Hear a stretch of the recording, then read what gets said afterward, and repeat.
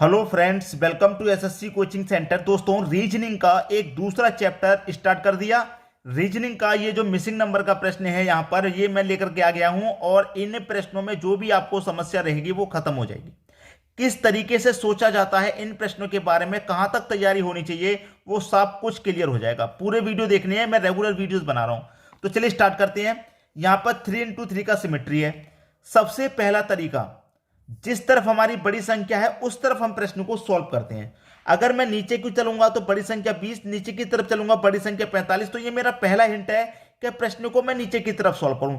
जिस तरफ बड़ी संख्या होती है हम प्रश्न को उस तरफ सॉल्व करते हैं। ठीक है, बड़ी संख्या नीचे की तरफ है तो नीचे की तरफ सॉल्व करेंगे।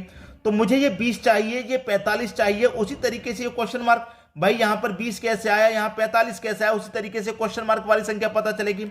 तो 20 किन संख्याओं से बनाएंगे आप? ये 4 का और 6 का कुछ ऐसा कीजिए कि 20 बन जाए। कुछ भी कीजिए कि 20 बन जाए। अब मैं 4 का भी स्क्वायर कर दूं और 6 का भी स्क्वायर कर दूं तो 4 का स्क्वायर कितना होता है भाई 16, और 6 का स्क्वायर क्या होता है 36, और दोनों का मैं कर दूंगा अंतर।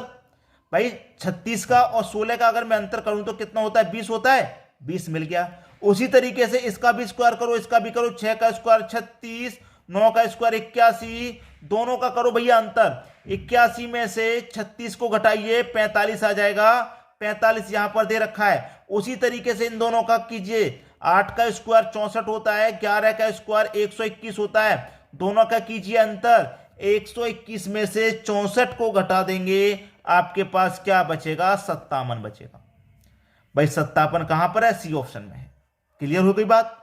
बताइए, प्रश्न कहीं पर मुश्किल था? मुश्किल तब तक था जब तक आपको नहीं पता क्या करना है। जब आप सीख गए हैं तो अब आपके लिए कोई मुश्किल नहीं है। ठीक है, इसी तरीके से डिफरेंट डिफरेंट टाइप के प्रश्न हैं जो आपको क्लियर करने हैं। अब देखेंगे अगला प्रश्न। अगला प्रश्न है 3 into 3 का सिमेट्री यहां पर भी है, लेकिन हमको इसमें एक हिंट मिल रहा है कि नीचे की तरफ बड़ी संख्या है। भाई 42 है, 62 है, तो इसका मतलब प्रश्न को मैं नीचे की तरफ सॉल्व करूंगा। ठीक है, ये 42 चाहिए, कैसे आया होगा? 6 का 4 का कुछ ऐसा कीजिए जिससे कि 42 आ जाए। तो मैं देखिए वही करूं, 6 का भी स्क्वायर करूं, 4 का भी। 6 का स्क्वायर करूंगा तो 36, और 4 का स्क्वायर करूंगा तो 16, और दोनों का अगर जोड़ूंगा 36 और 16 52। लेकिन मुझको क्या चाहिए? 42। ये तो 52 आ गया, जबकि 42 चाहिए। तो 52 में से मैं क्या करूं? 10 घटा दूंगा तो 42 हो जाएगा। 10 क्यों घटाया अभी पता लगेगा। यहां पर भी स्क्वायर करो, यहां पर भी करो। 5 का स्क्वायर 25, ठीक है। 7 का स्क्वायर 49, दोनों को जोड़ेंगे कितना हो जाएगा? 74। अब यहां 10 माइनस किया था तो क्या यहां पर भी 10 माइनस कर दूं? 74 में से 10 माइनस कर दूं 64 हो जाएगा। लेकिन ये तो 62 है, 62 करेंगे। तो 62 करेंगे तो 12 को माइनस करना पड़ेगा, तभी तो 62 आएगा। अब यहां 10 माइनस किया, यहां 12 माइनस किया, क्यों? क्योंकि यहां पर हमने 6 का स्क्वायर किया था, 4 का स्क्वायर किया, दोनों को जोड़ा 52। अब 6 और 4 को दोनों को जोड़ के घटा दीजिए। 6 और 4 को जोड़ के घटाएंगे 10। ऐसे ही 5 और 7 को जोड़ के घटाएंगे तो 5 और 7 12, 12 को घटाएंगे। उसी तरीके से अब यहां पर कर दो, इसका भी स्क्वायर कर दो, इसका भी। 8 का स्क्वायर कितना होता है? 64। 9 का स्क्वायर होता है 81। 5, 4 और 1 5 हो जाएगा, 8 और 6 14 हो जाएगा, 145। अब दोनों को जोड़ के घटा दीजिए। 8 और 9 कितना होता है? 17। भाई घटा दो 17 को। 145 में से मैं घटा दूंगा 17 को, कितना आ जाएगा? 145 में से 17 आ जाएगा 128 आ जाएगा। ये आपका आंसर है, डी ऑप्शन। प्रश्न सभी की समझ में आ गया? अब देखेंगे हम अगला प्रश्न। अगला प्रश्न है 3 into 4 का सिमेट्री है, और इस प्रश्न को आप देखेंगे तो ये प्रश्न आपको बहुत बड़ा नजर आ रहा है। बहुत बड़ा नजर आ रहा है। क्या करना है इस प्रश्न में? देखिए मैं आपको बता दूं क्या करना है। यहां पर ऐसे चलेंगे तो बड़ी संख्या, ऐसे चलेंगे तो बड़ी संख्या, ऐसे चलेंगे तो बड़ी संख्या। तो हो क्या रहा है, इस तरह प्रश्न को सॉल्व करना है। तो मैं क्या करूं, पहले इन दोनों का गुना कर दूं। 11 दूने का 22, 22 में से मैं 2 को ही घटा दूंगा तो 20, ठीक है। फिर इन दोनों का गुना कर दूं, 9 चौक 36।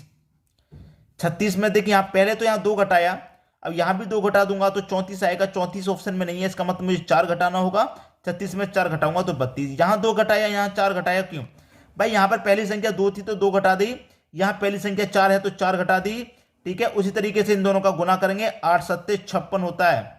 यहां पर पहली संख्या 7 है तो 7 को घटा देंगे, कितना आ जाएगा? 49, ठीक है। 49 ही दे रखा है। गुना करो, 10 का गुना 4 से करेंगे 40, और फिर पहली संख्या 4 को ही घटा देंगे, 36 में से 4 को घटा देंगे 36, 40 में 4 को घटा देंगे तो 36 आ जाएगा।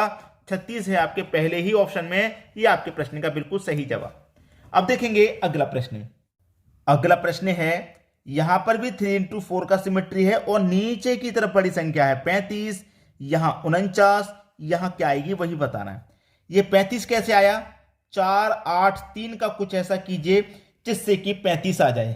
क्या करें भाई? अगर मैं इन दोनों संख्याओं का आपस में गुना कर दूं तो 4 अट्ठे 32 होगा और नीचे वाली को जोड़ दूं एज इट इज, 32 में 3 जोड़ दूंगा तो ये 35 हो जाएगा। 35 मेरा दिया गया। ऐसे ही यहां पर करूं ऊपर वाली दोनों संख्याओं को गुना, 6 सत्ते 42, नीचे वाली को जोड़ दूंगा, 42 में 7 जोड़ दूंगा 49, 49 ही दिया गया। वही यहां पर करेंगे 8 निम में का 9 अट्ठे 72 होता है, 72 नीचे वाली को जोड़ दो, 9 को जोड़ दूंगा तो कितना हो जाएगा? 72 में 9 जोड़ूंगा तो 81। बी ऑप्शन सही हो गया। यह आपके प्रश्न का बिल्कुल सही जवाब हो जाएगा। अब देखेंगे दोस्तों अगला प्रश्न। अगला प्रश्न है 3 into 4 का है, नीचे की तरफ बड़ी संख्या है इस प्रश्न में भी। तो इस प्रश्न में क्या करेंगे? 7 का 8 का 3 का कुछ ऐसा कीजिए जिससे कि 29 बन जाए। ठीक है, जिससे कि 29 बन जाए। अब देखिए पहले वाले प्रश्न में भी ऐसा ही कुछ था। इसमें क्या है? पहले वाले प्रश्न में हमने ऊपर वाली दोनों संख्या को गुना किया था, तीसरी को जोड़ा था। इसमें क्या होगा कि पहली और तीसरी का गुना होगा और बीच वाली को जोड़ा जाएगा। कैसे? 7 का गुना 3 से करूंगा 21 और बीच वाली को इसमें जोड़ दूंगा तो 21 में 8 जोड़ दूंगा 29 और 29 दिया गया है। वही यहां पर होगा पहली का और तीसरी का गुना। ठीक है, 4 त्रिक का 12 और बीच वाली को इसमें जोड़ देंगे, 12 में 7 जोड़ देंगे 19। ठीक है, उसी तरीके से यहां पर कीजिए कि 5 का गुना क्वेश्चन मार्क से करेंगे प्लस उसमें 6 जोड़ देंगे तो कितना आएगा? 31 आएगा। यही प्रश्न है आपका। ठीक है, कर लीजिए भैया सोल्व। इसमें तो अब कुछ बचा ही नहीं है। कुछ बचा है क्या? कुछ भी नहीं बचा इसमें। तो भाई इसमें कुछ भी नहीं बचा। अब इसमें है ही क्या क्या? देखिए 5 गुने का क्वेश्चन मार्क, ये प्लस का 6 बराबर के इधर जाएगा माइनस का 6 तो 31 में 6 घटा देंगे 25। ठीक है, अब 5 से 25 कट जाएगा 5 बार में तो क्वेश्चन मार्क की वैल्यू कितनी आ जाएगी? 5 आ जाएगी। खत्म हो गया प्रश्न। क्वेश्चन मार्क की जगह क्या आ जाएगा? 5 आ जाएगा। डी ऑप्शन प्रश्न का सही आंसर हो जाएगा।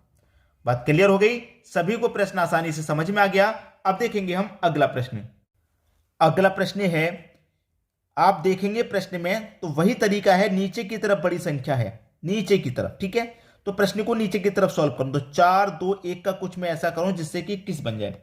देखिए 4 का भी स्क्वायर करूं, 2 का भी करूं और 1 का भी करूं तो 4 का स्क्वायर कितना होता है? 16, 2 का स्क्वायर होता है 4 और 1 का स्क्वायर होता है 1। सबको जोड़ूंगा तो 21 होगा। उसी तरीके से यहां पर भी मैं सबका स्क्वायर करूं, 5 का स्क्वायर 25, 3 का स्क्वायर 9 और 8 का स्क्वायर 64। ठीक है, अब यहां पर मैं सभी को जोड़ूं तो कितना हो जाएगा भाई? आराम से जोड़िए। 5 और 9 14, 14 में 4 जोड़ेंगे 18, 18 का 8 कैरी का 1, 2 और 6 8 कैरी का 1 9, 98 हो गया और 98 यहां पर दिया गया है। वही यहां पर कीजिए सभी का स्क्वायर। 6 का स्क्वायर करेंगे 36, 7 का स्क्वायर करेंगे 49, 3 का स्क्वायर करेंगे 9। जोड़ लो भाई सभी को जोड़ लेंगे, आंसर आ जाएगा। देखिए 36 में मैं 9 जोड़ूंगा 45, 45 में जोड़ूंगा 49, 94, 94 आ गया जो कि सी ऑप्शन में दिया गया है। यही आपके प्रश्न का सही जवाब है। अब देखेंगे अगला प्रश्न। अगला प्रश्न है 3 into 4 का सिमेट्री है। इस बार क्या हो रहा है? बड़ी संख्या ऊपर की तरफ है, नीचे की तरफ नहीं। बड़ी संख्या है इस बार ऊपर की तरफ और क्वेश्चन मार्क ये रहा क्वेश्चन मार्क। दोस्तों ये प्रश्न मैंने आपको होमवर्क के लिए सेट किया है। ये प्रश्न आपका होमवर्क के लिए है। आप मुझे बताइए इस प्रश्न का आंसर क्या आएगा। ठीक है, बहुत अच्छा प्रश्न है, लॉजिक का प्रश्न है, इसीलिए मैंने आपको दिया है। इस प्रश्न को करने की कोशिश करेंगे और प्रश्नों के बारे में सीख जाएंगे। ठीक है दोस्तों, वीडियो देखने के लिए आपका बहुत बहुत धन्यवाद।